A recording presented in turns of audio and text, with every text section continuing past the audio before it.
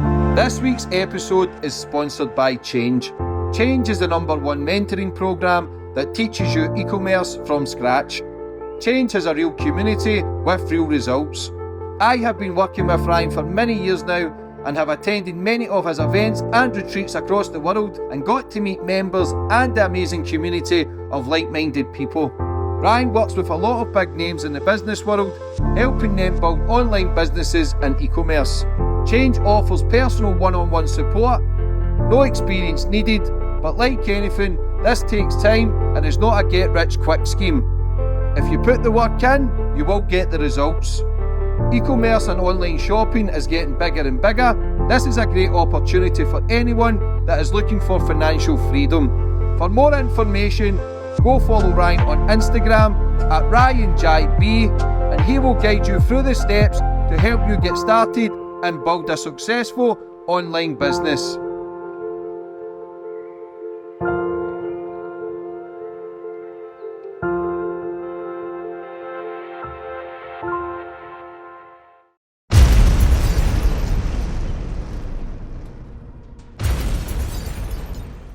You can now follow me on all my social media platforms to find out who my latest guest will be. And don't forget to click the subscribe button and the notifications bell so you're notified for when my next podcast goes live.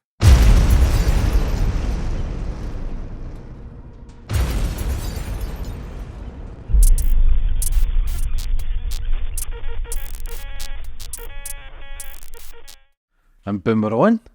And today's guest, we've got Bernt Stellander. How are you, Bert? I'm very, very good. Back again, part 2. Yes. The first one we done, Madeleine McCann was not abducted. Millions of views worldwide. A lot of attention towards it. Even today, I've wrote out some questions. I think it's important. A lot of people want to know. From the other side, listen, it's important because it's such a it's a sensitive subject. Let's be honest, it's about a little girl. But it's important we go through some questions in the comments as well. People who are not for the things that you say is correct on me. So I think it's a fair game to try and cover all aspects. But first and foremost, how are you? I'm very good, thank you. And I was a little surprised because I'm actually a little bit more nervous today than last time, which surprises me. But it has to do with a couple of things that we're going to get into after those questions, which is very special and shocking but not surprising, but we'll get into that. And I'm not going to go off on so many tangents today as I normally do when I'm nervous, because I actually a little bit organized and structured today so I have to read a little bit from paper to get the important information across. And I think it's you have to enjoy that. Yeah, but don't worry about that, because your first podcast, like I say, it went viral. Today, you present yourself well with a bit more structured of things that are important. But most importantly, you believe you've got a big reveal that can absolutely crack everything that you're saying, which is very important. So, like I say, I've got a few questions down I think it's important to start off with. First and foremost is, how has the response been since we had our first talk? Well, in general, very good. I've been reading your viewers' comments and questions, and some are good and some show they didn't even listen to what I said, but that's normal. You know this, your experience with that. But like when I said that I'd lie for my friends in such a situation, they assumed that I'm saying that I'd help moving a dead body, which I wouldn't, of course.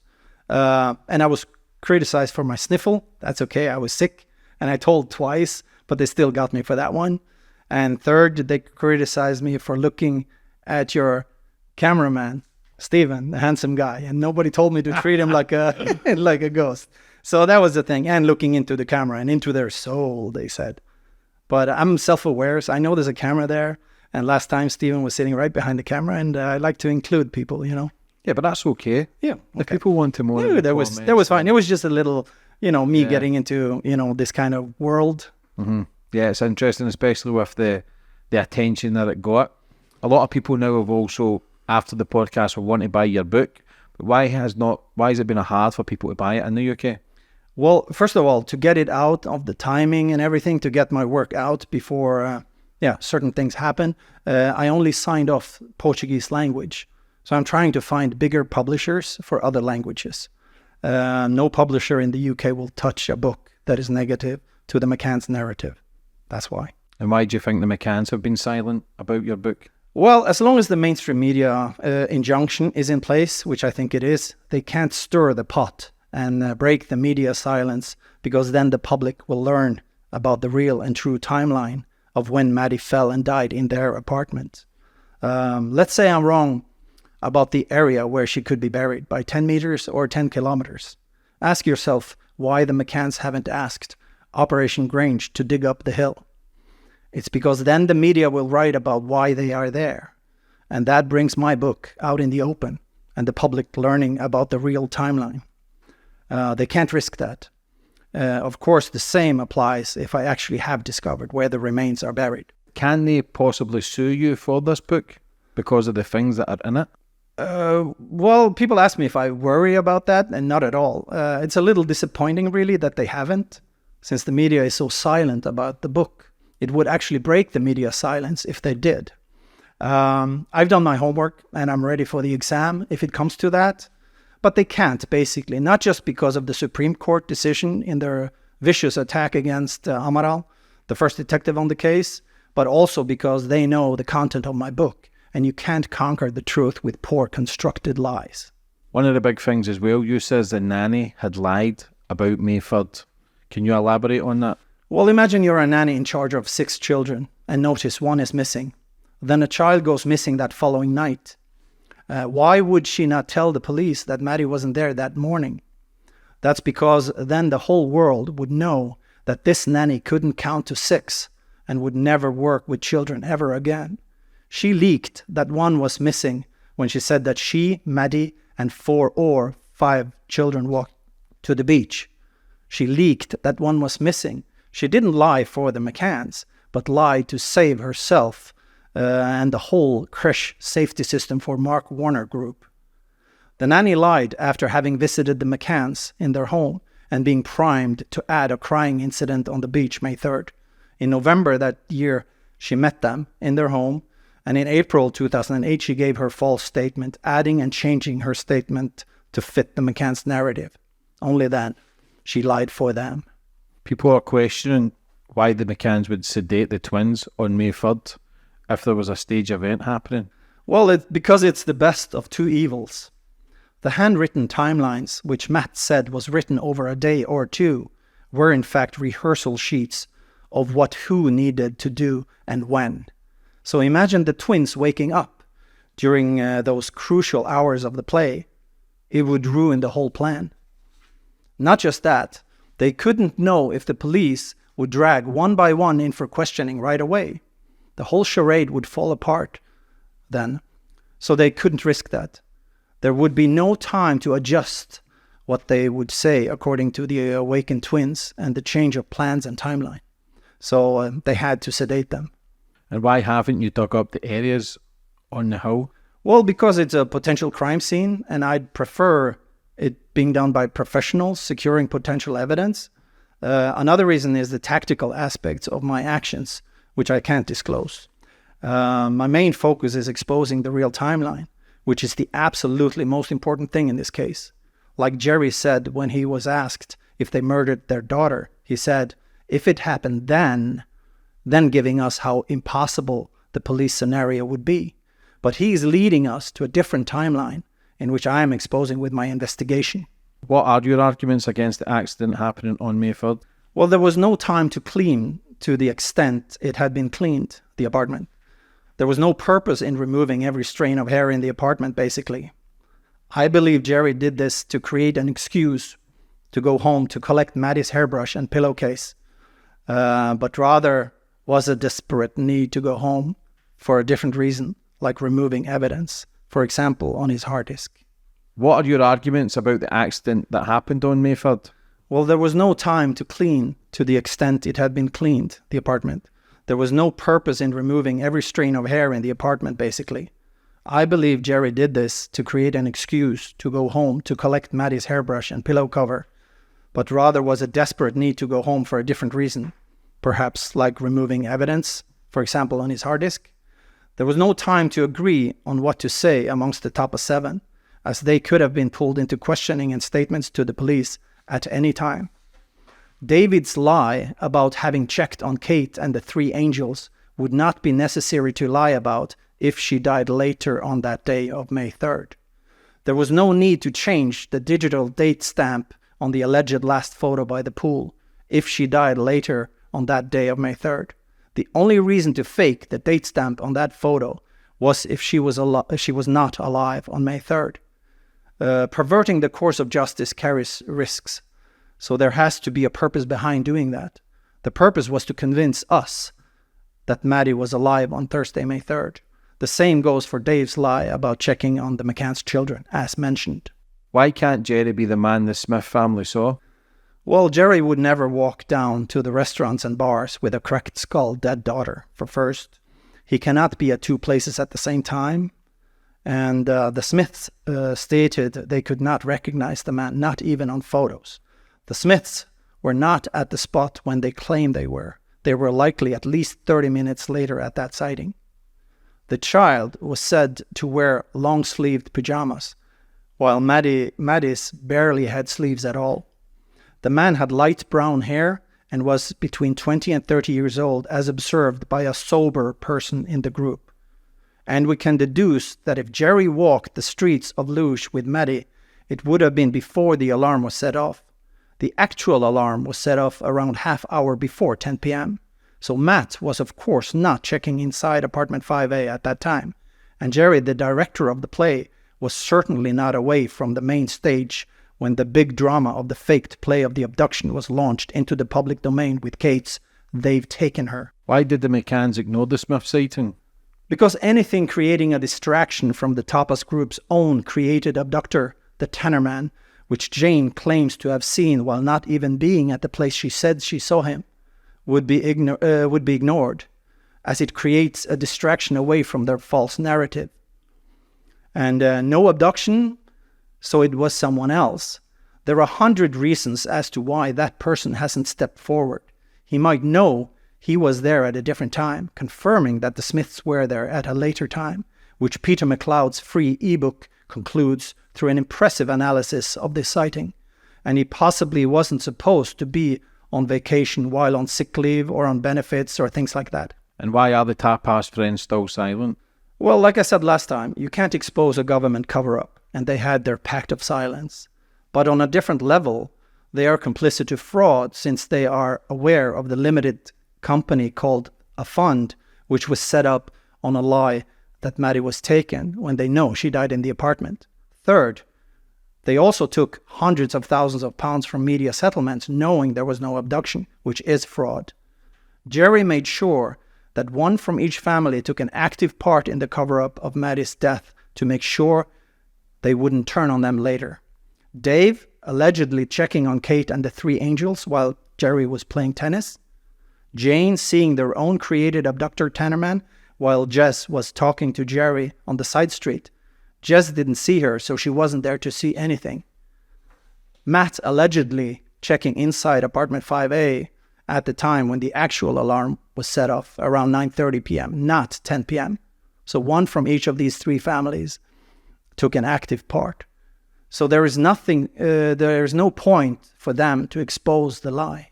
I think the big question that a lot of people have been asking is, when are you going to show the videos of the surveillance cameras that you have on the hill? Yes, of course it's a tactical aspect to that and a legal aspect to that, but there is a discussion of it possibly could be made a documentary to get the contextual presentation of what happened on the hill to show that this cannot be a coincidence, what happened there. After the first podcast you had mentioned, you've been contacted by certain people. Who? Well, there is a BBC source, and this has to do with the McCann's spokesperson, Clarence Mitchell. Let's have a look at a video, but keep in mind that this BBC recording was 15 months after the disappearance, and that Clarence Mitchell had been the closest to the McCanns on a daily basis. The lawyers acting for Kate and Jerry in Portugal have seen this since last Thursday, so they've had a slight head start on the media, but not much of one.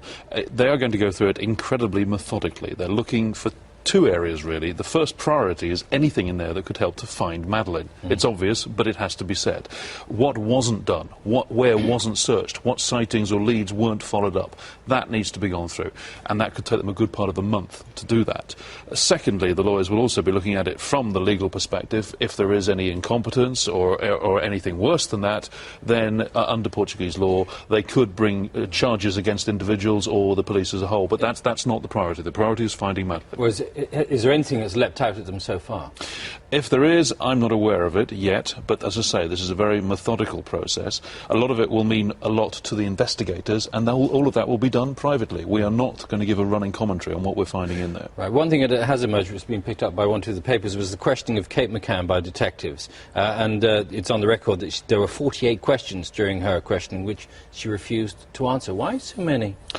Why so many questions? Well, you have to ask the police. Why did she refuse to answer? Because her lawyer advised her not to answer. She had been made arguida, and that gives you rights under Portuguese law not to answer incriminating evidence, and nor should any inference be taken from that refusal to answer. Her lawyer had advised her not to answer for fear, basically, that the questions were going to be leading and take her into areas that were possibly incriminating. But, I mean, some of them seem sort of fairly straightforward as to how she raised the alarm, what she first saw, what the state of the room was, all that sort of thing, which surely would have helped them develop the inquiry. Her lawyer advised her not to answer the questions, and in that situation, Bill, if you had your lawyer telling you not to do something, I'm sure you probably wouldn't do it. What do you make of this eyewitness lead, the Irish eyewitness that Steve Kingston was referring to? Well, as I just said, we're not going to go into a running commentary on blow by blow. As you said, 20,000 pages, I'm not going to do that. However, as Steve correctly said, there are a number of independent witnesses that place Jerry very, very clearly at the Tapas bar having a meal at the time that this alleged statement was made. And also the man concerned is said to have made his views known based on seeing Jerry on television weeks later. 15 months now since Madeleine disappeared. Surely, slowly, regrettably, tragically, hope must slowly be fading.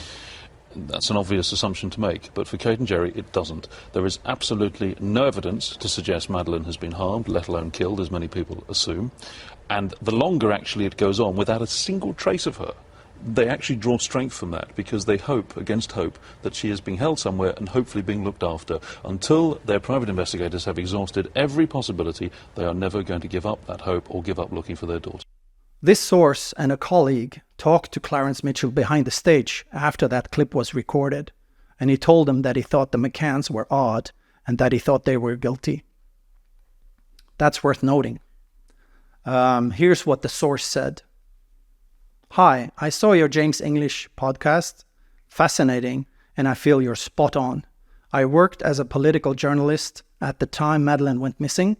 Their PR was Clarence Mitchell, a former BBC colleague. He came into BBC TVC to be interviewed on her disappearance at the time, and afterwards, my colleague and I caught up with him, and he said to us in private that the McCanns are odd and definitely had something to do with her disappearance, and he thought they were guilty." So let's take a look at Mr. Mitchell, what he said in Australia in 2016, 9 years later at the ComsCon. Let's watch it and count the lies.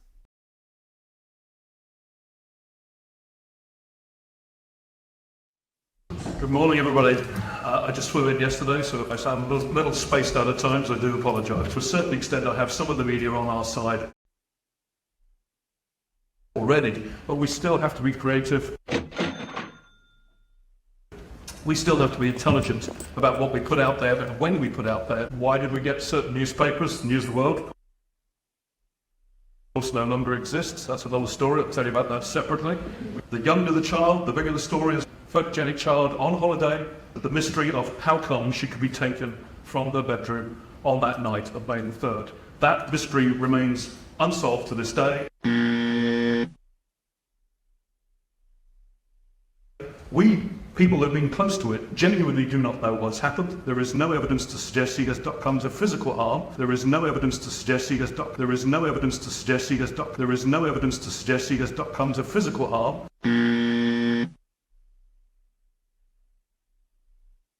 That they somehow were allegedly involved. They are not. I take that statement categorically from the outset. They've been examined by at least 4 different law enforcement agencies. There was no question of them involved. beyond the fact that they took a decision to dine some distance from the apartment on the night with their friends constantly checking. They might, I should add, they could have had, well, if they'd been able to have a professional nanny service, which wasn't available at the time, it wouldn't have checked as frequently as they were checking with their friends. As Miranda said, I went out originally as a civil servant for the Cabinet Office, so I was there as a neutral to help them with, as part of the consular package of consular assistance that is given. If you lose your passport abroad, you can go to your consul, your embassy, and you can get assistance.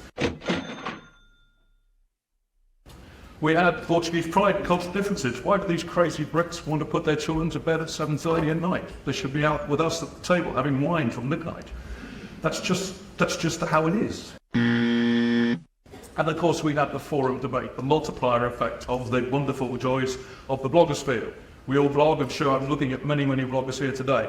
Absolutely fine, blogging is in fact a fantastic innovation, but in the wrong hands with people who have a set of preconceived notions and prejudices, it can be just as destructive as sitting in a mainstream newspaper.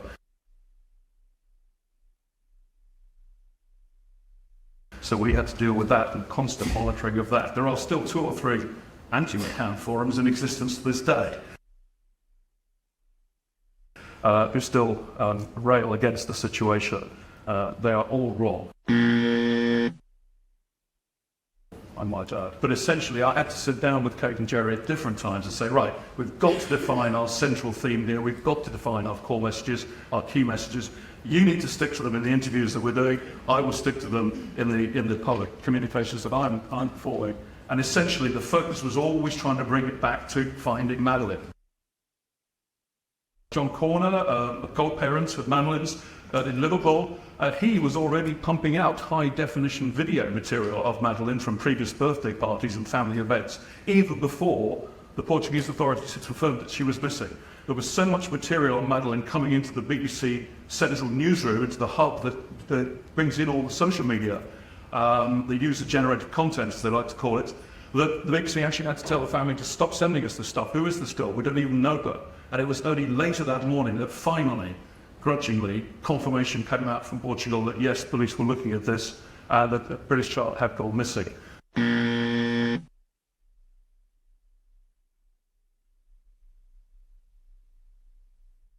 We had to maintain momentum throughout all this. As I say, we had to keep bringing it back to the search. It was always about this witness appeal, this sighting, this piece of information, not...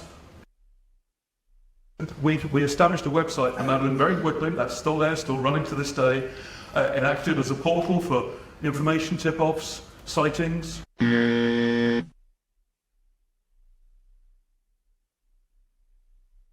journalists who were coming to it cold would have just done a quick Google search, read whatever it was in either indigenous media or international, and that was the truth in their eyes. It just isn't the case. So we had to keep constantly putting things in context and explaining it. The image started in London. Police named McCann as top suspect. What's a top suspect? Middle suspect? A bottom suspect? Again, it's hype, it's hyperbole, and all it was that they were given this arguido status, which in reality meant that they, if they wanted to, could have a lawyer present with the interviews that were being done. Kate, at one point, was advised, having done 4 interviews where all the questions were answered, she was advised finally in the 5th time with this status not to answer anymore because you've answered it several times already and you don't need to incriminate yourself. Because it's clear that certain officers were beginning to go down that route without any evidence.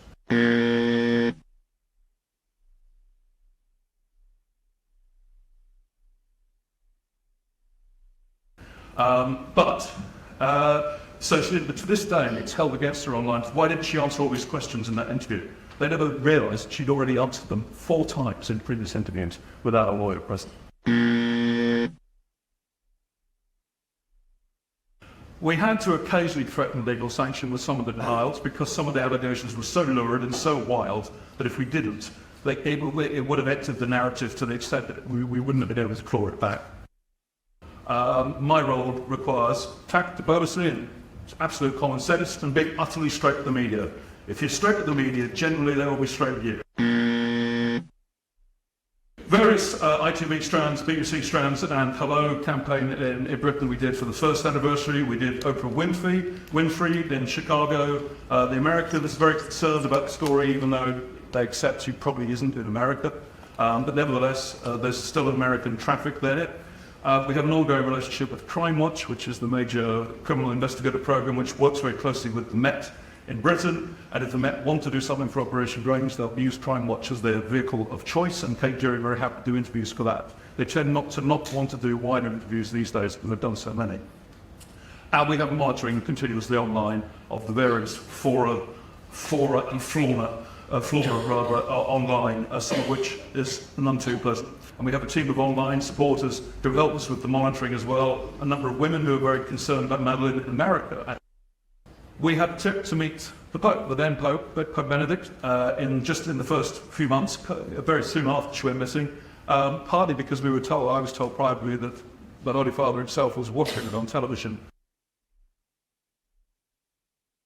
And we were able to organise an audience with the Pope, which meant a great deal to them.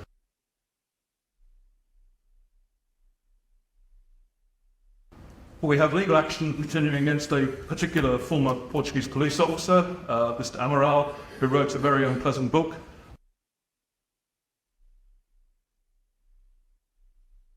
Alleging, in essence, that Kate Jerry know what happened.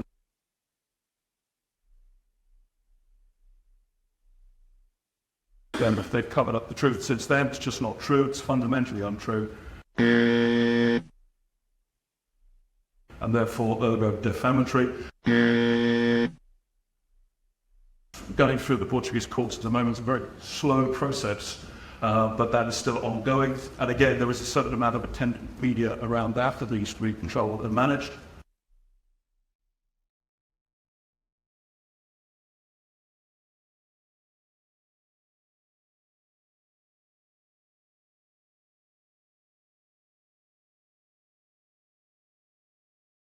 Does this legally mean that Mr. Mitchell has perverted the course of justice? I am not in position to say. In my book, I say he did an excellent job for the McCanns and saved them by how he controlled what came out in the media. I just wanted to show what the person closest to the McCanns actually thought, that the McCanns were involved and guilty. You told me you had a big reveal for my viewers, and you seemed very excited when you told me. What is this big reveal? Well, I think we have to start by letting me present something relevant first. There was a witness living by the church who saw the McCanns in the dark of night going into the church carrying a big black bag, acting suspiciously a few weeks after the disappearance. The McCanns felt they had to counter that witness in several ways. Kate wrote in her book, Madeleine, a witness had claimed to have seen Jerry and me carrying a big black bag and acting suspiciously. This was absolutely nonsense, but evidence of this kind came down to one person's word against another, and it appeared that, as far as the PJ were concerned, our word counted for little. So Kate belittles this witness observation and calls it nonsense, yet goes even further to fight it. Let's see what they did at the time when they learned that they or Jerry had been seen.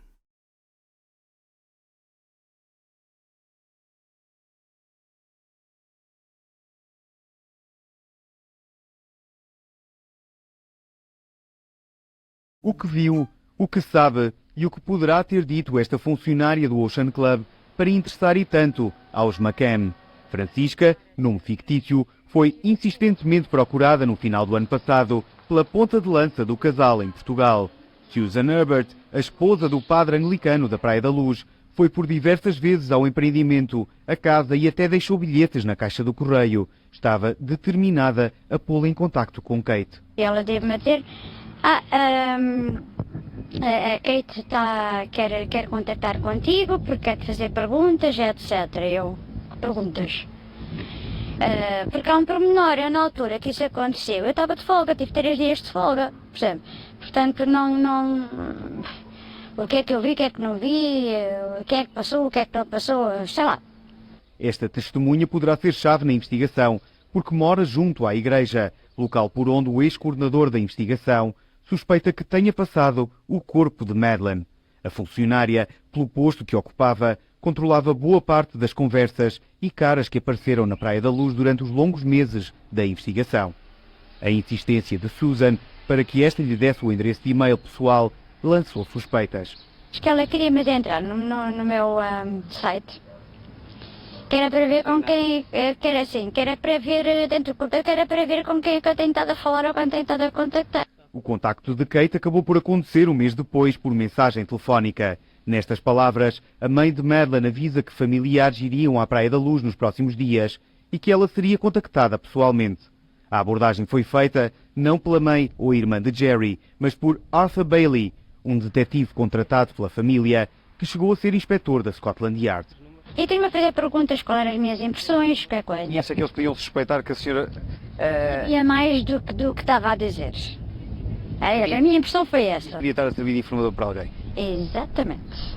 Pelas conversas que teve com os colegas, Francisca acredita ter sido a única funcionária alvo da curiosidade dos detetives privados e do casal. Não parece ter dúvidas de que Madeleine está morta e espera explicar porquê a Gonçalo Amaral, agora que o ex-inspetor está empenhado em reabrir o processo.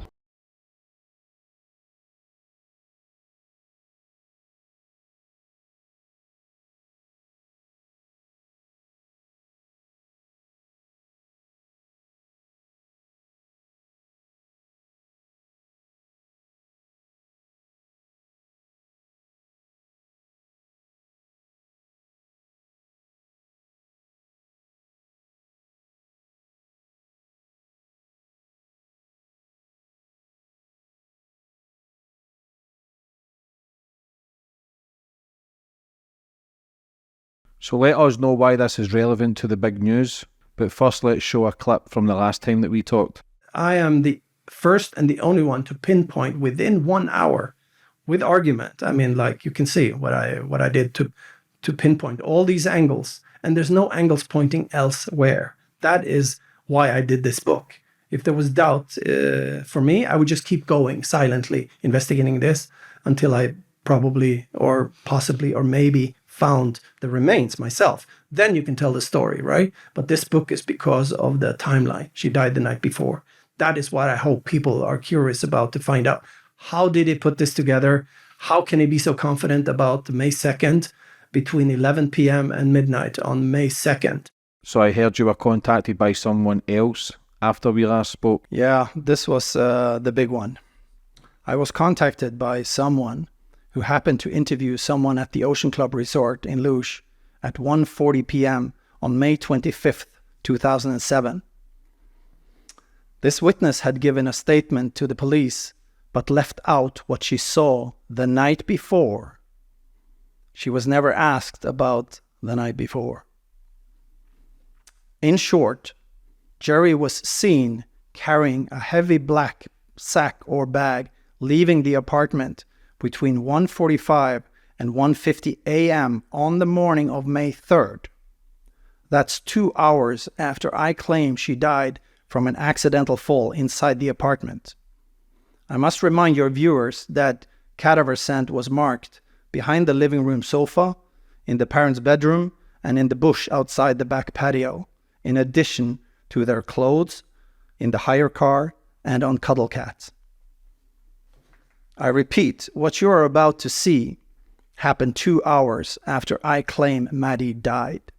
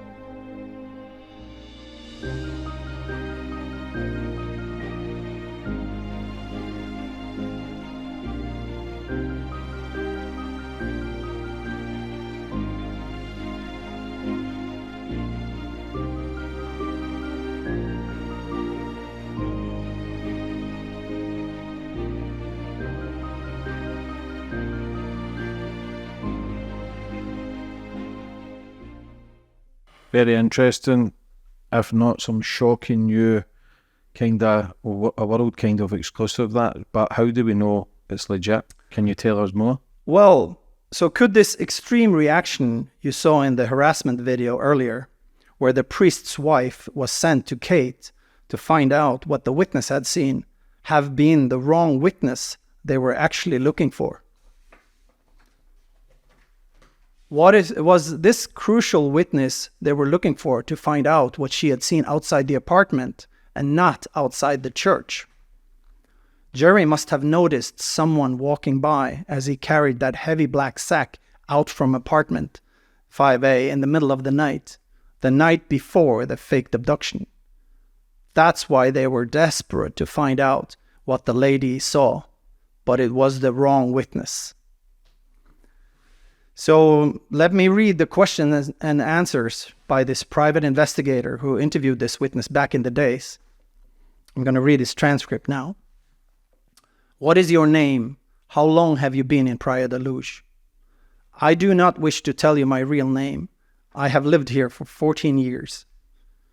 Do you know what happened to the little girl, and do you know anything that can help us find her? I don't know what happened, but I know for sure no one kidnapped her. I know this area very well, and what has been said could not have happened. What have you heard? I heard that someone came in through the window and took the girl, and I heard that this happened on Thursday, May 3rd. Why do you say it could not have happened? I know this place very well. I walk past the apartment a lot, as this is the way I go home. I know that these windows are always closed at night. Shutters are closed and nobody is around. I know when people arrive and leave as I see them. See them? You mean guests? Yes. You said you saw something Wednesday night, 2nd of May, not the night Maddie went missing, the night before. Yes, at the front of the apartment. Front? You mean the back, the little garden area near the sliding patio doors, down the steps? No, the front, near the little car park. What did you see? I saw a man carrying a black large bag over his arms. Looked like trash bags. Did you see which direction he came from and went to? He came out of the apartment 5A and walked to his left towards the car park.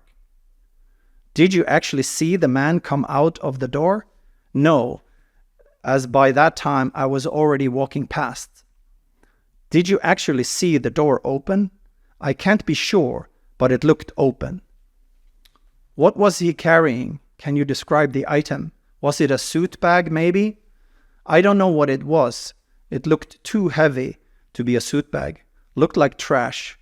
But he was holding it with both hands. It looked heavy. Is that usual time and place for people to take away rubbish? Yes, but not at 2 a.m. People sometimes leave the bags outside the door, but there was a problem with guests piling up rubbish in the gardens. The smell was not good and people complained. I thought maybe he was taking it to a car. Is the rubbish collected? No, residents dispose of their own rubbish. Can you describe the man? What was he wearing? Was the man Jerry McCann? Maybe, but I can't be sure as it was very dark. It looked like a man with dark hair, tall, and not a local. He had a dark coat on. I could not see his trousers because of the wall. Have you seen him before? Yes, at the pool area on Sunday, I think, and I think a few more times around. He has 3 small children. And I have seen him running and playing tennis with other people. Did you see where he went? No. Where exactly did you see him? As I turned the corner and started walking up the little hill, I heard a sound. I could not see over the wall at that time, as the wall was too high. It sounded like a shutter opening. This was just as I crossed the little driveway for the car park. I turned to my left and saw a man carrying a black bag. Was there a light on or a window open? No, no lights on. But yes, the window was wide open, shutters as well. I thought this was odd because it was quite cold and very late. Did you see anyone else? No, it was very quiet, like always. What did you do after you saw the man? I carried on walking, crossed near the white box, like I normally do, up the hill and turned right on my way home. I was quite tired. Would you recognize this man again? I don't know. It was very dark, but yes, I think I could. Can anyone confirm what you saw? No, that is another reason I have said nothing. Has the GNR or police interviewed you? No. Would you allow me to bring you in as witness to what you saw? No, I don't want any part of this. Besides, it was the day before, not the day she went missing. And here's a comment from the private investigator. Maria seemed very scared and kept looking around. She seemed genuine to me, but no one can confirm what she saw, as this was the day before the alarm. Nothing was thought or said about this. It was only until I saw your interview on James English that it reminded me of what she told me. I have never told anyone, so you can imagine how I felt watching your interview. There is more that she said, but I will wait until I read your book before I tell you the rest. I have tried to contact her, but I have had no luck. I will keep trying. I need to read your book and see how you came up to the 2nd of May. So with this new information, new evidence, what's next? Well, here I repeat myself often, I know, but so was this the witness the McCanns were so scared of and actually were looking for, and not the lady we saw on the harassment video, who saw the McCanns acting suspiciously, bringing a big black bag into the church a few weeks later? Regarding this being on the Wednesday, May 2nd, it is very clear for several reasons. As she mentions, an English team lost 3-0, and AC Milan won 3-0 against Manchester United in the decisive second leg of the semi-finals of the Champions League that evening. For your information, I have more documents about this observation, but we clearly see that her fear makes her not wanting to say to this private investigator that this was Jerry. But she does say she saw him by the pool on Sunday with his 3 children. That's in daylight. So of course she knows exactly who and what she saw, and that's why she's vague and scared. At least we now know, at least we now can bury the Smithman sighting the next night. Again. At least we now can bury the Smithman sighting the next night, as Maddie was already hidden for 20 hours. And the Smiths were actually there later than they reported.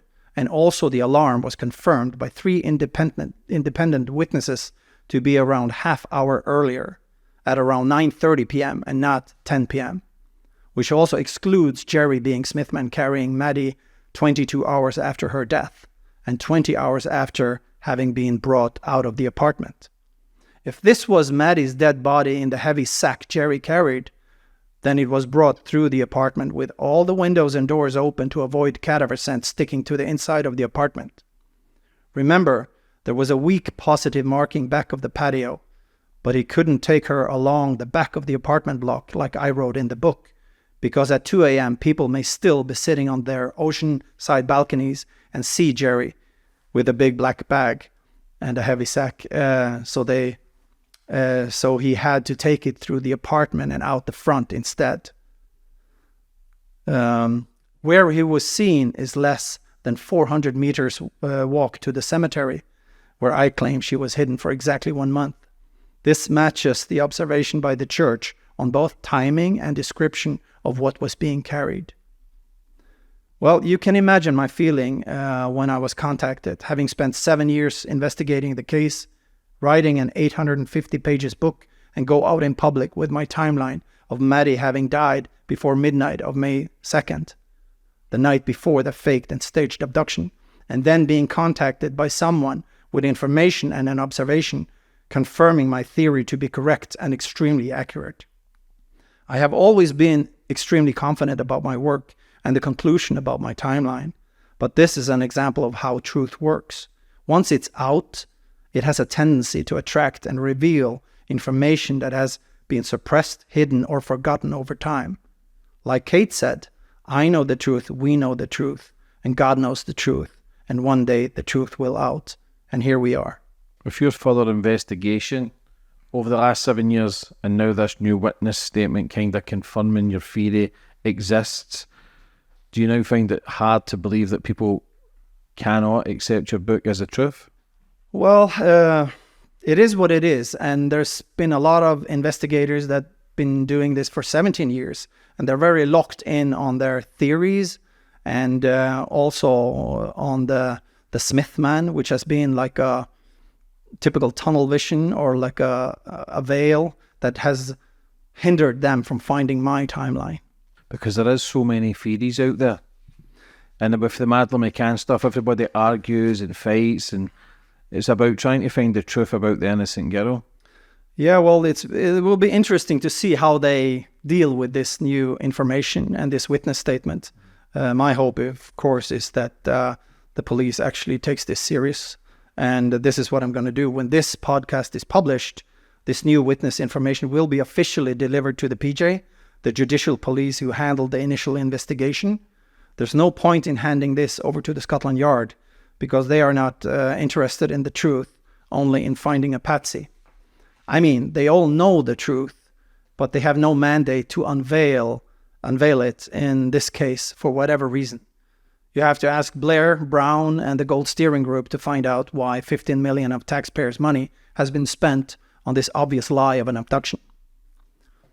Another thing I'm going to do is that the video footage I have on the hill of friends of the McCanns, their identity and videos on the hill will also be delivered to the police. I call them the nuggets in the book to give them a chance to come clean without being exposed. Pardon me.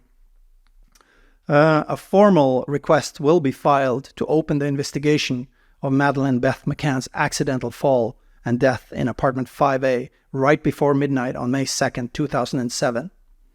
My job is basically done, and what they say, I rest my case.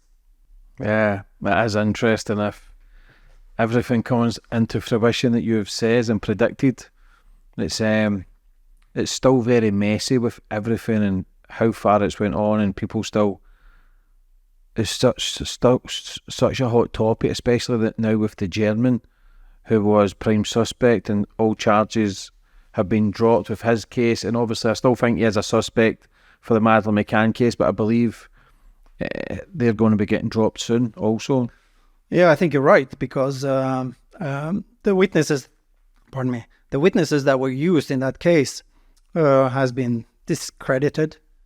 Just for people watching as well, we had our questions and answers already pre-planned, just so, because people watching think it's very scripted, which it is, but you just didn't want to miss anything, especially with this groundbreaking kind of new evidence. So it's so important for you not to miss anything. That's why it was kind of laid out this way, but now we've answered all them. Now we can kind of just keep it a little bit raw, just to dig into other little things that people want to hear about. Do you know what I'm saying? So yeah, well, what's interesting here is the way I wanted this to be presented is actually because their reaction to what they heard about them or Jerry was seen with a big black bag acting suspiciously. At the time, they might not know that this was about them being seen into the church, and they didn't know this witness was living by the church. But their reaction and their actions against this witness, almost threatening them, that their family's coming, private investigators going to try to contact them. And we saw these 9 text messages from Kate and the priest's wife approaching her and asking and curious as to what she had seen. So that tells us that maybe they didn't know that this was the rumor they thought they had heard about, was that lady that Jerry must have seen when he walked across that parking lot, and when she walked past him. That's the panic mode. So I think at the time, the reactions we saw, that was because they thought this they would try to figure out if there was a witness coming out with information of him walking out of the apartment 2 hours after midnight the night before with a big black sack.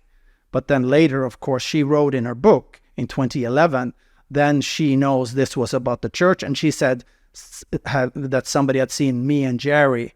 But at the time, it could have been that they heard just from the sources in the police, inside translators, that someone from the Ocean Club had seen them or Jerry acting suspiciously, carrying a big black sack or bag.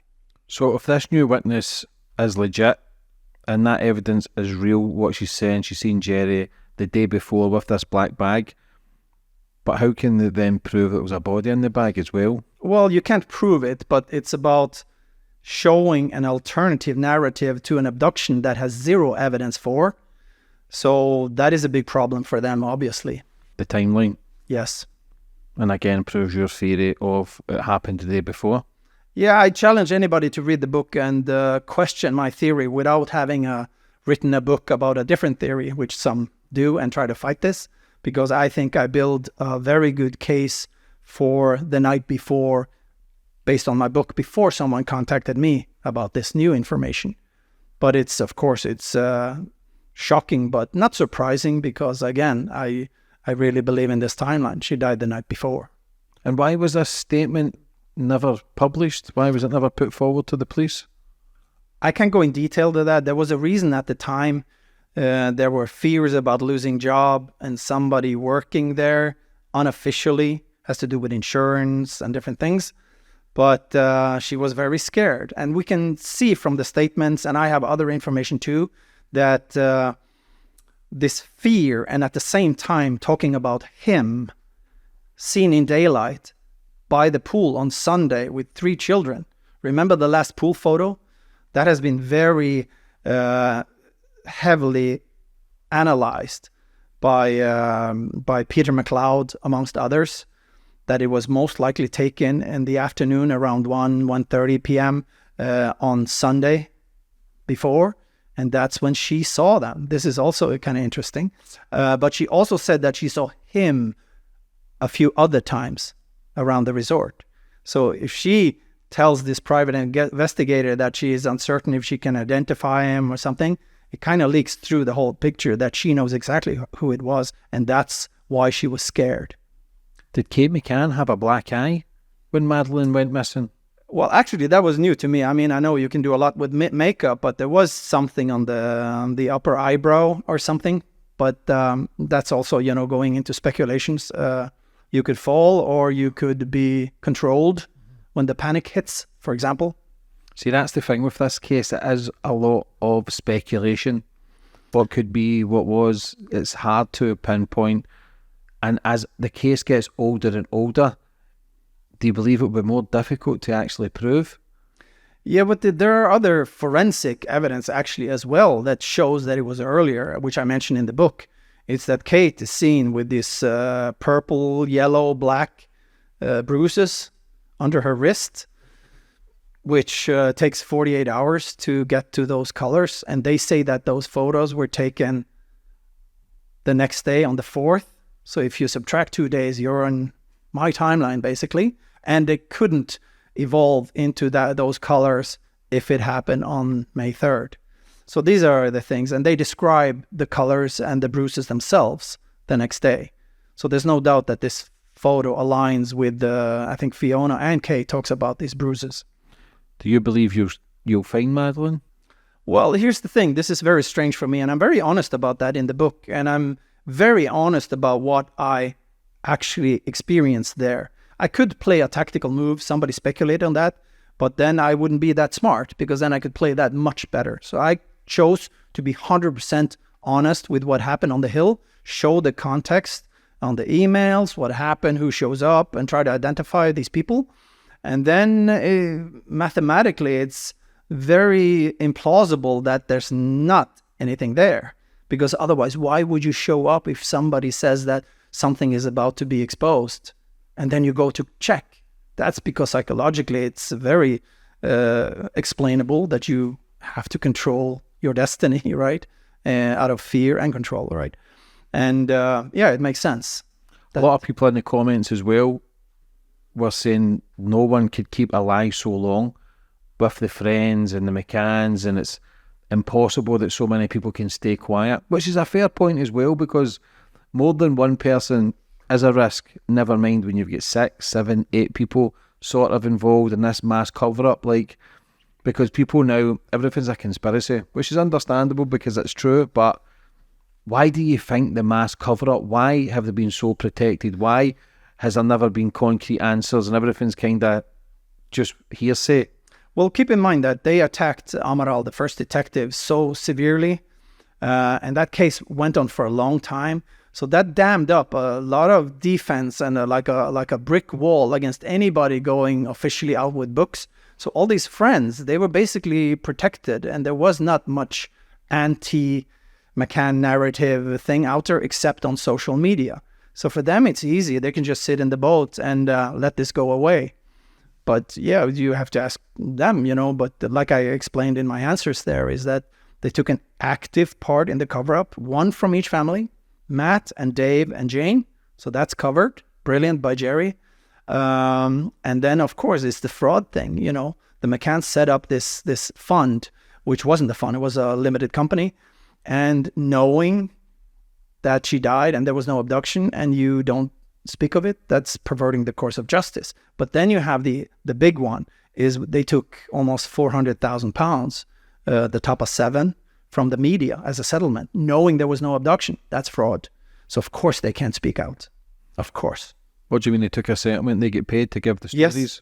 There was I think somebody said that they gave it to the Madeleine Fund, the money, but that doesn't get them out of the boat, They actually took money, settlement, knowing there was no abduction.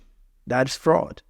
So this is the thing. So of course they're protected, and well, I was going to say people like me, but there's been a lot of people that have done a lot of research. Some of them wrote books, some of them been attacked, but with me, nothing. Why do you think that is? Well, because as soon as they do something against me, then the media will break that wall and talk about them going after a certain book. They cannot talk about the book. It's the timeline, which I've shown with this new witness, and that will be delivered to the PJ, and we'll see what they do. There's a big boot on the neck from the Empire. But I think, things, when time goes by, these people that have been initiating certain things, they're fading out as well. And I believe in the truth. And of course, what you do is very important, because when you don't have a voice in the media, people like you with social media, it creates a pressure. And, I'm not out to get any body personally or anything. It's just that, I know she died the night before, and this is based on the work, and people say you can't know for certain. Yeah, well, come on, read the book and tell me I'm wrong. That's all people want, is the truth. I'm happy to have Kate on here, Jerry, anyone of their friends, the Tapas, or anybody that thinks they've got some sort of information, because it's to crave the truth, because people want answers for it, and it's such a hot topic. Listen, and it's business, it brings views, and I've said before, if I was wrong, I'd be the first one to say sorry to Kate and Jerry. Like I said, there is an innocent girl went missing. I don't have all the answers for it. I can only interview people and then get a gist of how I feel with it. But I've had feelings that have been wrong before on certain subjects and topics. So, but I would happy have any of them on to come on and have their say. And listen, if I thought they were telling the truth, I said, you know what, I apologise, I could have got it wrong there. Yeah. But just with the silence and the cover-up and nobody really screaming from the rooftops, it does seem suspect that something's not quite right, and I think the majority of people do feel that, but it doesn't necessarily mean they're guilty either, even with certain information. But it's just sad that it's became such a hot topic that everybody just seems to be going round and round and round. It's well, that's why I'm so confident, and that's why I'm a little not surprised, but a little disappointed. I was hoping they would challenge me, on my work, because then the truth comes out. Still time though. Yeah, I'm waiting. Mm-hmm. Go for it. What would you do if they did? I'd be ready. Yeah? Yes, of course. And see if you are wrong, would you apologise? Of course. I mean, come on. I think that's important because, like you say, it's good that you're doing this work and trying to find the truth, but as human beings, we do get it wrong, and it's just, you always bring it back because people are in support for them. When I release a clip or and I think, do you know what, you've got a fair point. People say leave them alone. I understand that, but people still want answers. Here's the thing. You say they're in support of them. They're in support of the false narrative of a child having been taken, and you feel sorry for them, you know? And that's human nature, of course. Yeah. But these people haven't looked into things, you know? The Portuguese police have been bashed and what have you. But, they, you know, you can't look away from the forensic evidence, the cadaver dogs. Why would a British dog handler being manipulated to change, you know, when the dog lifts up Jerry's shirt, and that's inconvenient, so they flip it to Kate's shirt instead, things like that. But you have 13 markings, you know, it's a pretty obvious case. Actually, even if you take over all the forensic, their own narrative and their statements is enough to tell that there was no abduction. And it's actually, that's why they can't do a reconstruction with the police, because it's impossible to reconstruct a lie. And it's even worse with a horrible lie. It's ridiculous, actually. Their story is so ridiculous. That's why people with a normal sense of truth, and you read their narrative, when people actually read the police files, they think it's like, what? Even the checking routine tells everybody that looks into this that this is not the reality. So it's a false narrative. And yeah, it's very easy to prove it in court. And that's why I think, you know. How long were Kate and Jerry McCann suspects for in Portugal? They lifted it early 2008, I think, or something. Yeah, a few months. I think there were suspects. Their Guida statement was September 2007. And then August 2008, Clarence Mitchell on BBC, you know, talk about the 48 questions, because they monitor the media and the social media, like he said in this video from the ComsCon. And they try to counter. This is PR work, of course. And he felt the need to counter what was coming about the 48 questions. And then he went to BBC. But then after the recording, he goes back and say, wow, these are odd. They're guilty, in his opinion. 15 months after working with them on a daily basis, trying to save their butts or ass or whatever you want to. Yeah. And he did a great job, man. Oh, I say that in the book. So a lot of people don't like him, but I'm pragmatic, and he did an amazing job for them. People don't like it when I say that. But to protect them? Yes. With his power. Come on. There was always this friend of the family. So he placed even his own tactical stuff in the media. So he did a brilliant job. I mean, if I was in trouble, he'd be the first I call. How powerful was Jerry McCann to have such backing from these powerful people? I don't know. It's just that this friend of Gordon Brown's brother thing. I don't know. I don't. For me, it was the two main things. Was how this whole thing started. It wasn't going to be a book. I wanted to find the remains on the hill because I was convinced. And then I found the symbols on the hill, and I put up camera, and here's something going on. I'm getting closer. And that's how it came to this, that I felt that this contextual thing happening on the hill, and the psychological, also plausible explanation as to why, and the timing of when they sent friends there instead. Friends that nobody who looked into this case know about. But there's a reason for that too. The nuggets, I call them. I call them nuggets because when they read this, they know who they are. But they would know that when they read what happened because they were there. So that's easy. I was actually in their home, but that's a funny story you can read in the book. So that's why I'm planning, not for a commercial interest, but I think, well, those who actually read the book, they like the second part where I do the foot on the ground investigation. But I believe that a documentary would make it contextual, visual. It's easier to actually take in this timeline, which is in the back of the book, to show that this cannot be coincidence. So I just want a proper job done on the hill, but I contradict myself, it seems, because like I said, I started only to try to find the remains, but then when I had done the analysis, I also say it's actually irrelevant where she is because it's about the timeline. But that's me assuming police would do a police work and try to unravel the timeline, what happened the night before, which they conveniently skip some of these statements. It's really funny actually to see. They tell what they did this day, and they skip straight to Thursday, May 3rd, some of these friends. It's very interesting. And that's, I find it, you should look for the gaps. If you have a group of people seeming not to want to talk about certain time, that's where you should keep the focus, That's where the golden nuggets are. What would it take now, do you think, to put the final pieces together to then get answers for this case? If the PJ reopened the case and investigate an accident happening the night before, it falls apart by itself.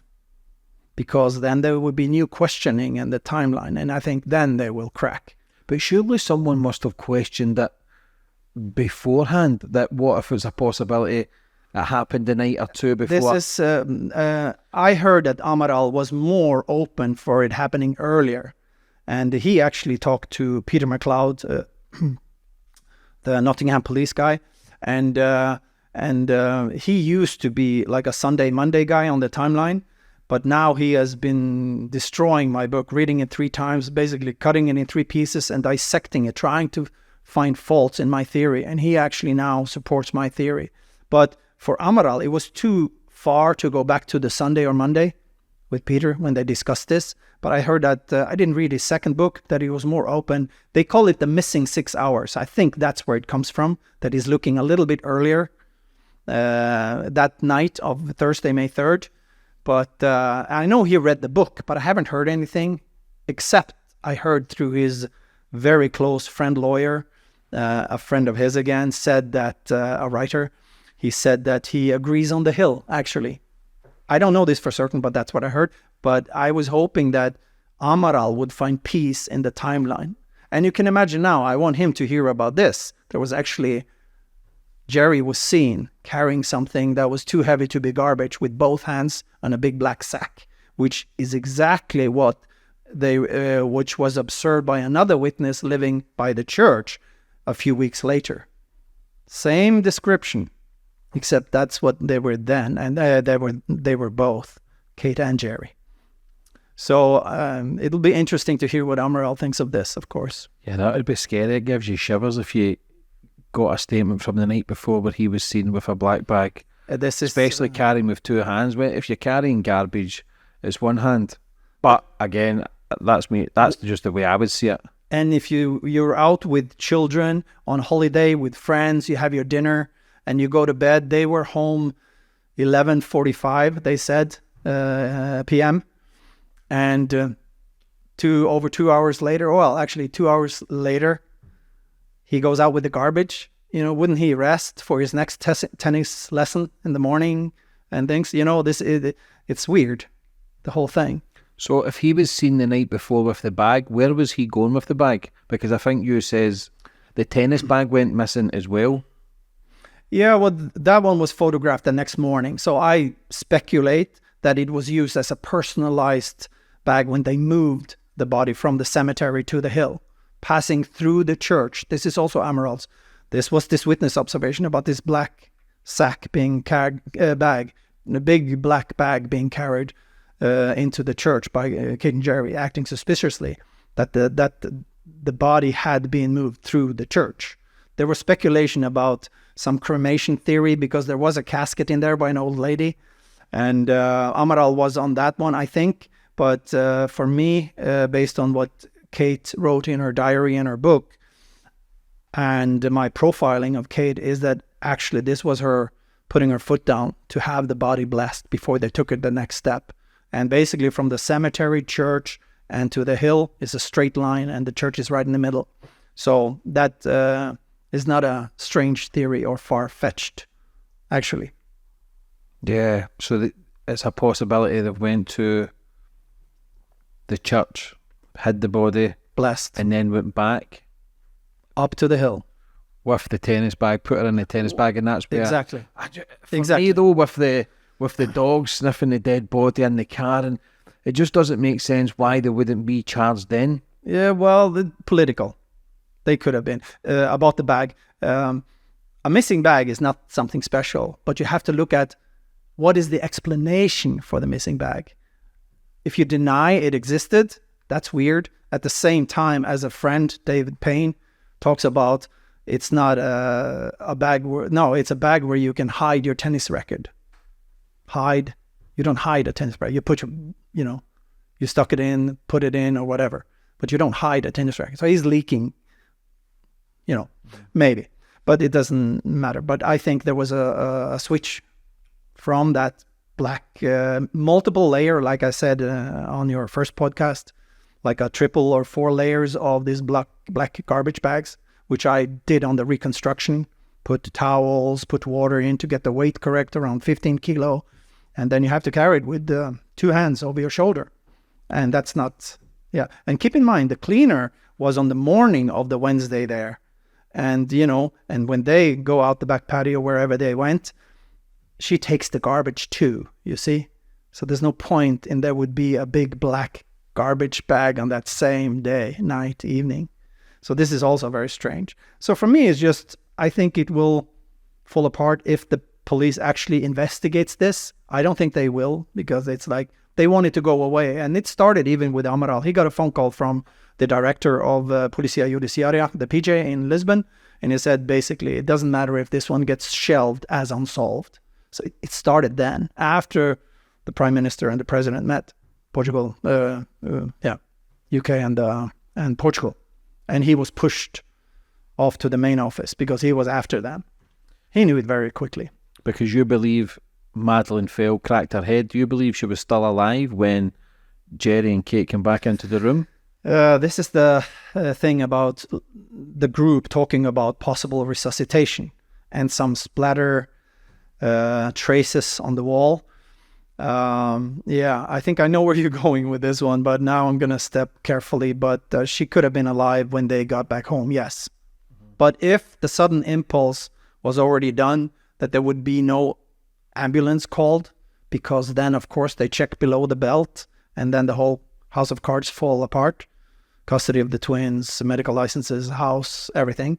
Then her destiny was sealed. So if she was taken care of or died by herself, that's only to speculation, of course. I don't like to make it darker than it was, not to protect them, because you have sedation would, of course, influence a fall, right? And a freak accident is a freak accident. But of course, when you look at how they protected them and set them up for going out and all that stuff for the critic, we all know they did, and we know the circumstances. It was still a freak accident, and that's why I just wanted to get over it. And I believe, actually, the truth this is why you ask why they can't. Can you imagine if you're a friend of them, you help them out, and then the story comes out that them moving the body with big black garbage bags, and you're basically protecting them from that, which is, And like Kate said in her diary, where she was so relieved on June 3rd, and she speculates what people would think, that I can't believe they... So you will have to read that in the book. It's very interesting, actually, to see how much comes out when people talk. And it's interesting. Do you think there'll ever be closure with it? Do you think there'll ever be complete answers and people will get the truth? I'm an optimist, and I know what's going on, and you can see the reaction to my book is like non-existent. And I think even they've managed to stop some searches from the UK to Amazon and anything. And of course, they could try to block the book, but I also have an option. I can actually sue them for sabotaging my book sales, So there are many interesting ways forward with this, and we'll see. I'm not into doing this for book sales, but of course, selling books and have the books come into the UK would create this pressure of revealing the truth, the timeline, and questioning things. And that could be the pressure enough, family, friends, colleagues, to somebody crack and stop this nonsense, this big lie. Government cover-up. I was hoping with this that a combination of the PJ actually reopening the case and the Metropolitan Police actually start to wake up and understand that it's the credibility of Scotland Yard on the line here with the Operation Grange. So it comes a point in time where they actually, not turning on them, but actually start investigating it. Keep in mind, the McCanns were never questioned in the UK. Yeah. No, that's, it's cool. Yeah. And like Colin Sutton said, he basically revealed that there was a cover-up. But could they ever be questioned in the UK? It's the fraud. The company... So that's the only thing they could get done with, so they could never get involved. Did the FBI or anything ever get involved? No, I think they were contacted if they wanted resources, help. I don't know, I'm sure they were, you're not welcome here because it's inconvenient. We don't want the truth here, This is a cover-up. There is just so many question marks with it all. Yes. What about their twins? Why have they never came forward? Obviously they were still young, but to do a story for their sister. I have this philosophy that, they're victims in this, and I don't want to put any pressure on them. I don't talk about them. I don't even think I mentioned their names in the book. And, it's, no, I don't like it because, they're trying to start a life and they have to choose themselves if they want to dig into this.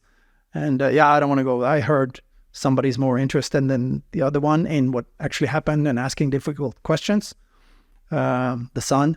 But I actually don't like to talk about it because it's, Yeah, but even just a polygraph test, just come forward, do a polygraph test, put it to bed, because they would be owed so many apologies.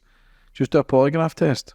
Well, I would rather talk to my lawyer and go and give a new statement, because then they're going to fail any polygraph, of course. Do you think so? Yes, of course. There was no abduction. It's easy to prove. And that's why I'm sitting here 4 months, almost half a year after the book launch. So, of course, they're not coming after me because they're really scared of what's in the book. Is it because I'm right about where she is? I don't know. I say in the book. But the contextual things happening on the hill it's very hard to give an explanation as to the reactions and what's happening there. And there's nothing there. But of course I could be off. But why don't they go and dig and harm one of my main theories in the book? Because then the other theory comes up, the timeline. It's all about the timeline. You says if someone was going to crack, you believe it would be Kate McCann. Who would crack? Why?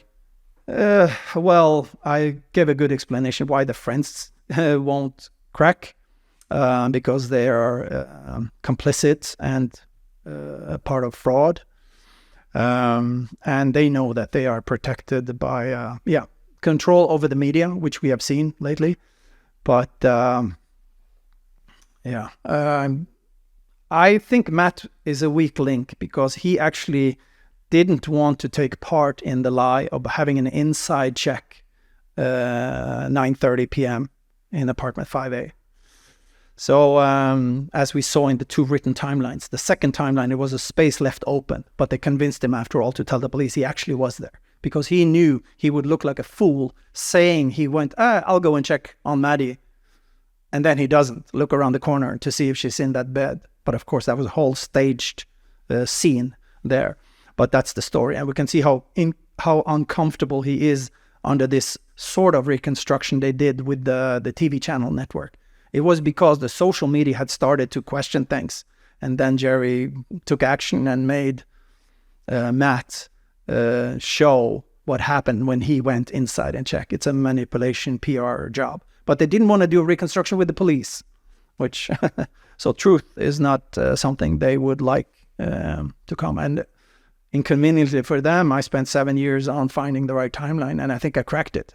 A lot of people were shocked. A lot of people didn't know Maddie's blood was found in the apartment.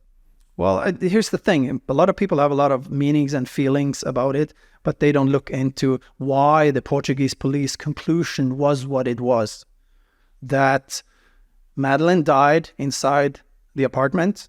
On Thursday, they said that's why the prosecution couldn't accept that, because what they claim had happened that night, there was no time for all these things. It was unrealistic, like Jerry also said. if it happened then, and then he explains how impossible that would be. That's manipulation, but he's correct. But so why didn't the PJ look earlier? This is a mystery to me. Even when Kat leaks that there was one child missing from the creche going to the beach that morning of Thursday, that's where it should have all ended.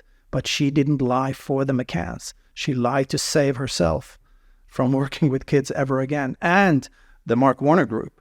Who's that? Yeah, that's the owners of the Ocean Club and several resorts around the world.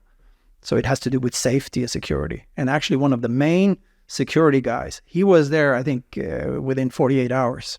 And I don't know if he's involved with that, but I know for certain Kate and Jerry McCann did not manipulate this witness to lie for them until the end of the year when she visited their home. And she gave a statement to the Leicestershire police. And these were statements arranged, demanded by the McCanns in like a whitewashing campaign. They even put 25 persons into separate groups with custom questions. And of course, the nanny was asked about a crying incident, even though she had said clearly on her first statements on May 6th and May 10th, the year before, that she never cried or showed discontent. But then after visiting the McCanns a few months later, she's primed, of course, in their home, go to Leicestershire police and talk about this crying incident where Maddie cried on her lap on the beach on Thursday morning. But here's again, this thing. There's no need for Dave to go and check and see the three angels. The lie, that's an obvious lie, if she was alive on that day. There's no need to fake the stamp of the photo on the Thursday if she was alive on Thursday, right? So this is of course a cover-up of what actually happened, that she died the night before in the apartment, which the Portuguese police conclusion were correct based on the forensic findings, and they knew all of them lied. And the police in November, I think, there was a rumor where 4 of the friends might be charged for lying, but the prosecution didn't want to play that game. It would have been easy to crack the case then. You charge the 4 of them and you decide who lied about what, and then it all falls apart. But the prosecution and the politics, international politics, had already come into play. Because you've worked on this for over 7 years now, did you realise how long it would go for you? Do you think you would ever be so involved in it? Oh, yeah, that's a really good question. But here's the thing with me. I write it in the book, and there's something my mother did. She was like almost putting this "you never finish" thing, you never finish anything. And that kind of was a voice in my head. And as long as things were happening and things were going my way, I mean, like not my way, but confirming the path I was on, and there was nothing diverting me off it with doubt or created doubt.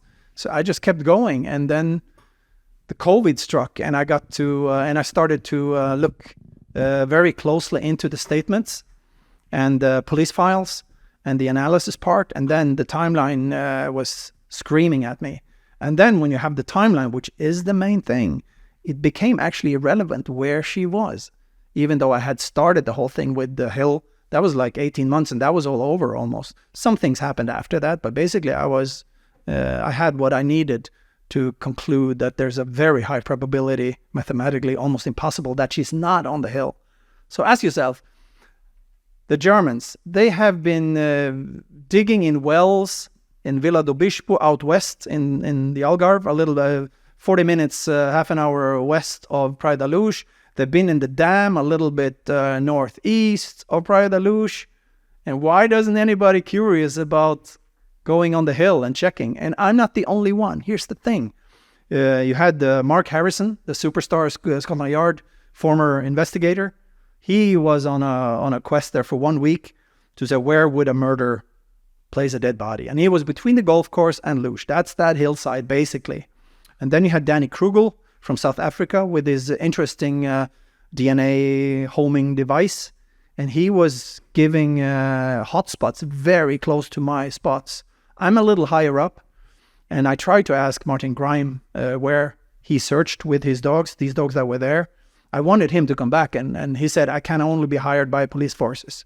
I wanted him to come back with the new dogs to have a search. And he said, It's a very difficult terrain, but I kind of read from him that they weren't where I found my things, without him disclosing anything, basically. He was just talking about my golf putters. I don't know why. He may have Googled me or something. I don't know. So that was interesting. So I wanted him to come down with the dogs. And of course, this is, of course, good information for him, because his dogs were amazing. Probably some of the best in the world. I think FBI, he worked for the FBI after this. And and I think he had Eddie, the cadaver dog. He had around 200 cases without a false positive mark, like barking when there's nothing there, found after. So he's amazing. So every time that dog barked, it was a positive result? Yes. 200? Yeah. And they also done that with the Madeleine McCann? Yeah, and he never barked and they didn't find anything. Yeah. So he never gave a false positive. The only thing was that this marking behind the patio, in the bush there, a handler, he can read the dog. And he said, actually, when he entered the apartment 5A, he could tell by Eddie, the cadaver dog, that he was very excited, that there was something there.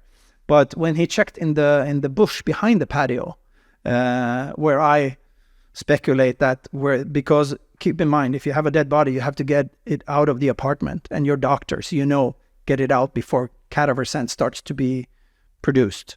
And that's why I talked about these plastic bags, several layers, get it out, and probably black garbage bags, as you saw in the reconstruction, out behind the patio in the bush, and plastic. Still, there was some kind of scent thing.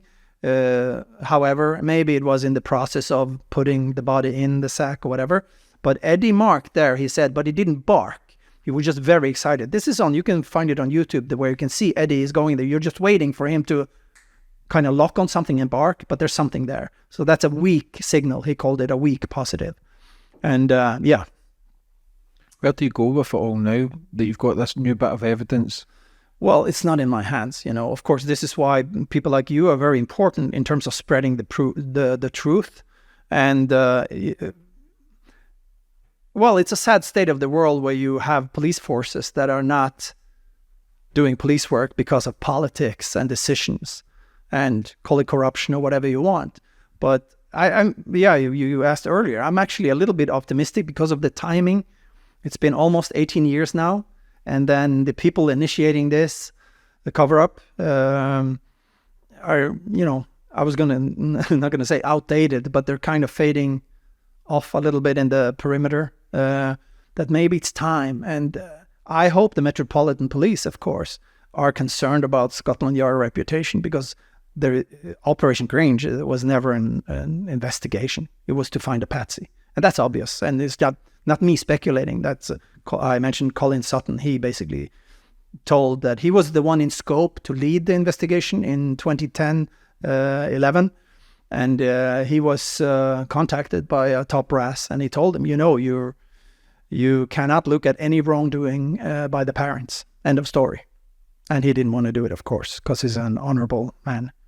It's just crazy. I still can't understand why they cover up with them, how important are the information that they have. I still don't get it, because Jerry McCann, he was involved, because people says it's been debunked, but was he not the doctor, one of the doctors at Celtic Boys Club?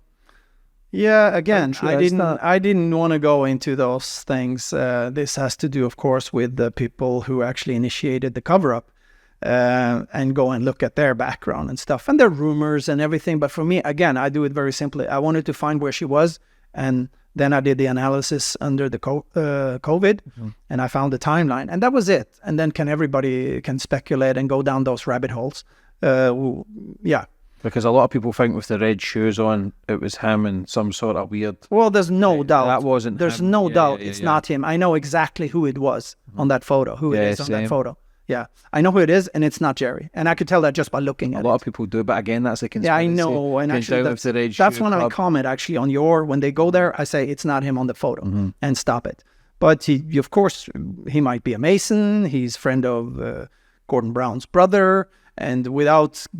Because who was it? The Podesta brothers? What about them? No, that's a nonsense. This is because Mr. Smith, after he saw Jerry walking down the airplane steps oh, he was convinced it was him, even though in the first statement, which he did 3 weeks later or something, he said he couldn't recognize him, not even on photo. So he did a sketching after he was convinced it could have been Jerry, 60 to 80%. And then he basically sketches Jerry's face. I think it was with 2 techniques, and these 2 images come out looking very like the Podesta brothers, actually. Who is the Podesta brothers for people who don't know? Well, it's they're working in Washington, politics, connected. One of them connected to Hillary Clinton, something like that. I know about who they are and the rumors and everything. And like I said, I don't care about that. I'm into basic stuff. Where is she? When did it happen? And let everything fall apart without my help. Because for me, the way it's all looking and information that I've got and the people who I've interviewed now, I feel the only way there's going to be a massive breakthrough is if there's a confession. Do you feel the same, or do you believe you can have it with the stuff that you've got, or do you believe that? Because I just feel as if someone needs to crack, someone needs to break. I'm not saying a deathbed confession, but they won't crack until they're put on the spot. That means that official police forces take this serious and start digging into this again with a new timeline and scope and question them again. Then it falls apart. Then they will crack. Keep in mind, they were never under oath. Not even the friends when they were questioned on British soil in Leicestershire. What about the friends? Because when they were suspects, surely they would have had pressure on them then. Yes, of course they had pressure, but they can thank God that they weren't charged by the Portuguese police. But they would have cracked then, because it would have cracked. 4 people lying with different stories, or 2 of them in the same story and the other one, and so it falls apart by itself. And they would have under oath, probably with the risks involved, probably. But then you have the settlements with the hundreds of thousands of pounds coming to them, even if they gave it to the fund or whatever. They received the money knowing there was no abduction. She died. And of course. So, yeah. Let's hope something happens. And here's the thing. This is why I always do the sympathy thing. People don't like it. But it's like, let's end this, is it because it's going to be very hard for them. But the hate thing, stop it. It went overboard, point of no return very quickly. And then shit happens. And of course, for some there, it's a little bit more serious than the friends. And I have sympathy for the friends, because I would probably do the same. I said that before. I wouldn't help Jerry hide the body, of course. And I think he did it on his own. In the book, I actually say I think some of the friends assisted in communicating when he goes over the main road. But when I heard about this new witness, I think he went on his own. Oh, you asked me actually earlier. I didn't answer that. You said, where was he heading? Right? Maybe I did actually, but I forgot. So it was 400 meters straight. A little swirl around the resort there. Very quiet. Behind the preschool, the children's school, the old school. And up behind Estrella da Luz. And it's a 400-meter walk. It's like 3 minutes he's there. Mm-hmm. And and you slide the sarcophagus and put the bag in there and close it. Could there be a possibility, though, the friends actually believed there was an abduction? No. How? Well, when you read their statements, it's very interesting. It's like they're conveniently trying not to lie by explaining something that allegedly happened on the Thursday, but it actually happened on the Tuesday when the nightmare happened of the accident. About they were standing behind the patio by the gate and all these things. So it's a psychologically plausible way of trying not to lie, but you actually talk about a different day. And that's why a lot of these things came out with leaking. But imagine you're with friends, something happens. It's impossible to hide it.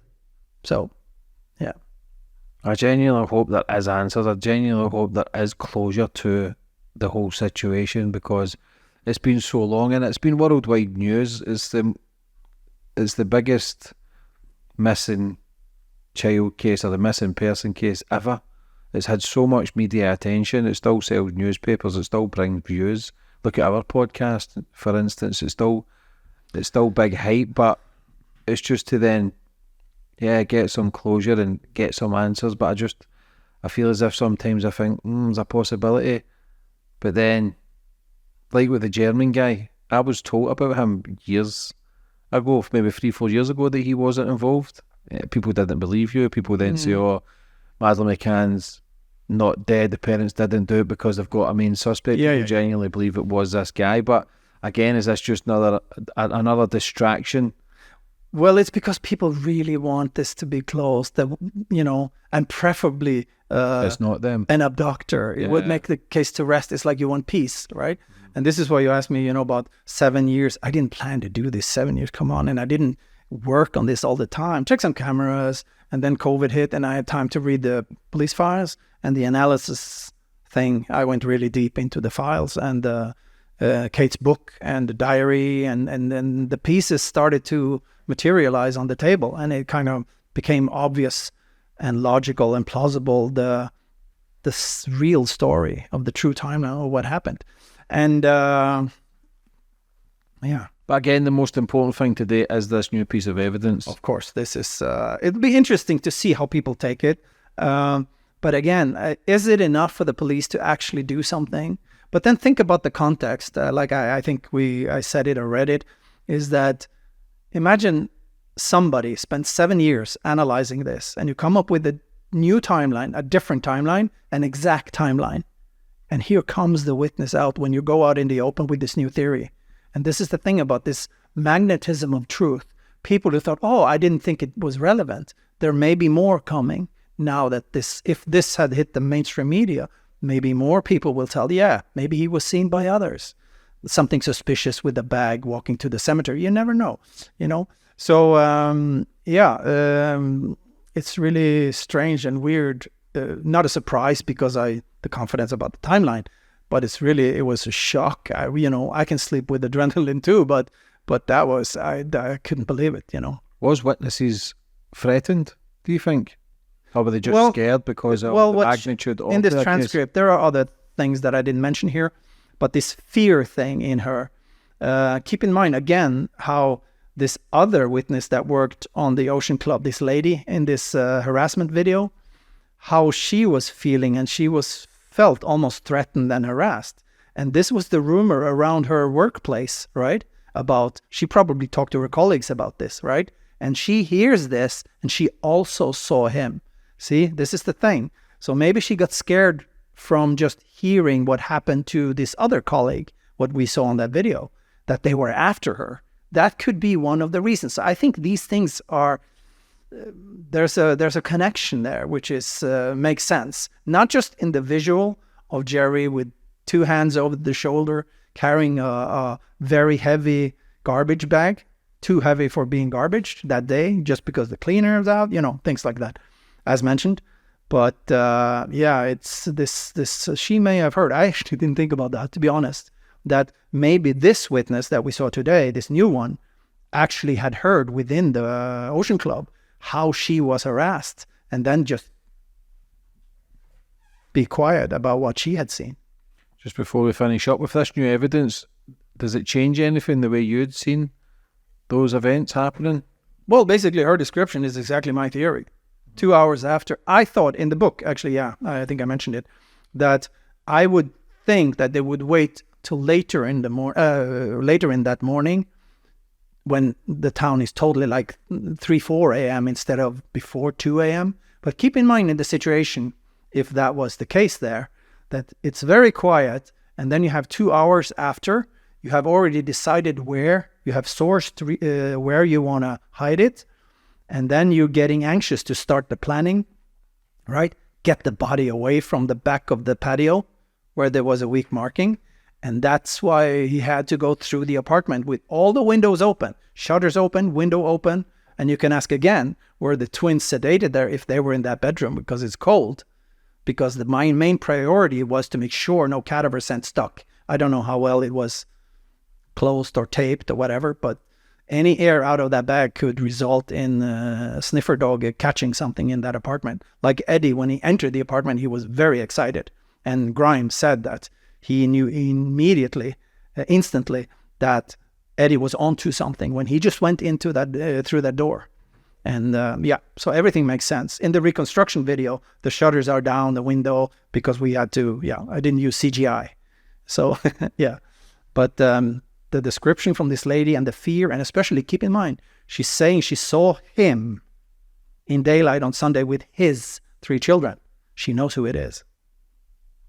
And she said maybe. But keep in mind, she was talking to a private investigator, and she was afraid of him going to the police because he had asked her, do you want me to bring you to the police to give this testimony or, give this statement? It could be important information.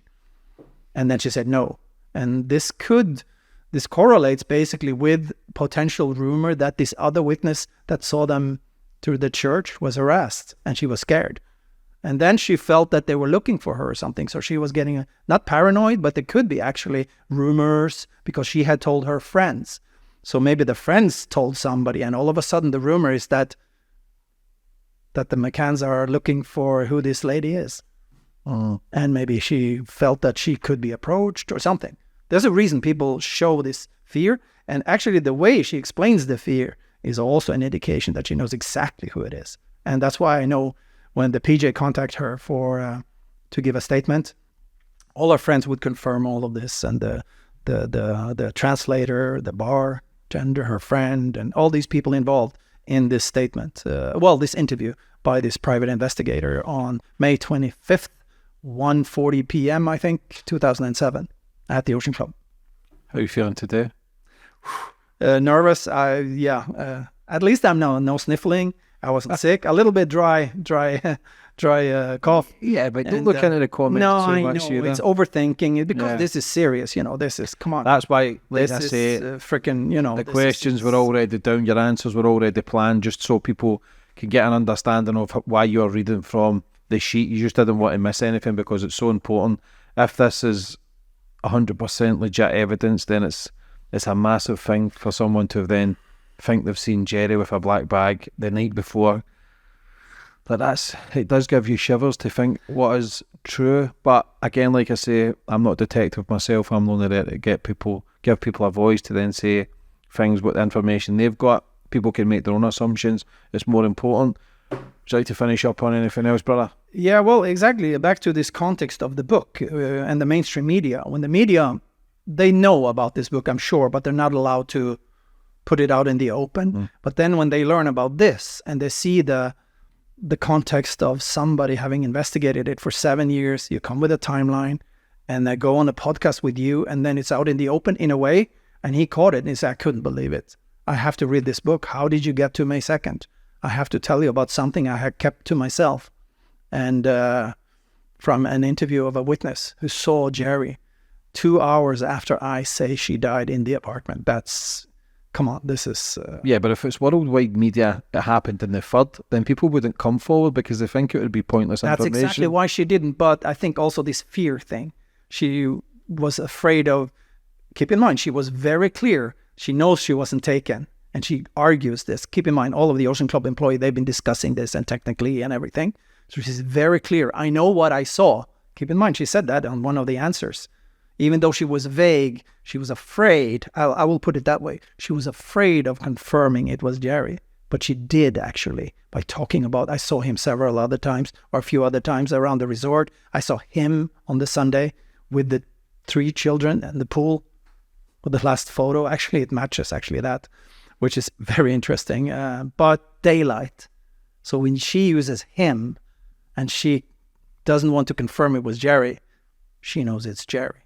And if you do elimination method, who could come out of apartment 5A, 2 a.m. in the night? Let's start with Russell, Matt, tall, blonde guys. They're eliminated. David, short, Bertie boy, would you like to finish up on anything else? No, thank you. I'm just glad this is over. But let's see if this could change anything. Keep in mind, we're looking for the truth. We're not after the McCanns. Big difference. Truth and this. And with the truth, the remains come home for a proper burial, you see? Because Kate would, of course, knowing where she's buried, never let that chance go by, because that's probably one of her biggest goals in life, I think, to get Maddie for a proper birth for her siblings and the rest of the family. Again, thank you. I wish you all the best with it. Hopefully you get the answers that the world is wanting to see. Like I say, no doubt there could be a part 3 coming, there could be a part 4. If there's any new information, we're here to talk about it. And like I say, people can make their own assumptions, pass judgment, do what they've got to do. Everybody's allowed their opinion. I'm very forward and very open for free speech. So yeah, take what you want off it. And like I say, hopefully you do get the answers. But God bless you and take care. Thank you, sir. Perfect.